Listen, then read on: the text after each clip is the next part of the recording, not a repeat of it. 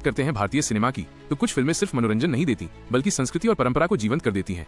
ऐसी ही एक फिल्म थी कंतारा, जिसने साल 2022 में दर्शकों के दिलों पर राज किया।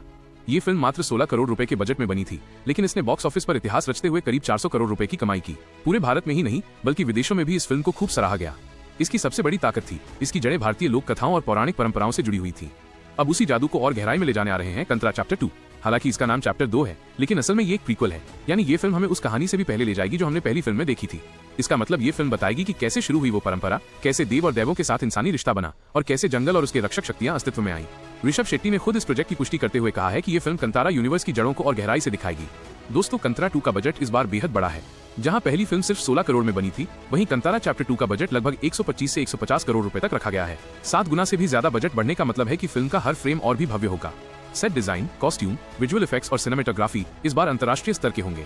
ऋषभ शेट्टी को इस बार बड़े पैमाने पर रिसर्च करनी पड़ी है ताकि वो भारतीय लोक कथाओं और देवी देव की परंपराओं को असली रूप में दिखा सकें। अब जरा बात करते हैं फिल्म के निर्देशक और नायक ऋषभ शेट्टी की। ऋषभ न सिर्फ इस फिल्म के लेखक और निर्देशक हैं, बल्कि मुख्य किरदार भी निभा रहे हैं। कंतारा के बाद उनकी लोकप्रियता आसमान छू गई है। वो खुद कर्नाटक की लोक परंपराओं से गहराई से जुड़े हुए हैं और यही वजह है कि कंतारा जैसी फिल्में उनके हाथों में इतनी प्रामाणिक लगती हैं। शूटिंग के दौरान ऋषभ और टीम ने कई दुर्लभ लोकेशनों को चुना, जिनमें गहरे जंगल, नदियां और ग्रामीण परिवेश शामिल हैं। इतना ही नहीं, कंतारा 2 की शूटिंग के दौरान एक घटना भी सुर्खियों में आई थी जब नाव पलट गई, लेकिन सौभाग्य से ऋषभ और उनकी टीम सुरक्षित बच निकली।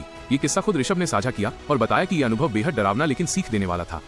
अब अगर बात करें फिल्म के अनकहे फैक्ट्स की, तो कंतारा 2 में पंजोली दैव और उससे जुड़ी परंपराओं को खास फोकस किया गया है।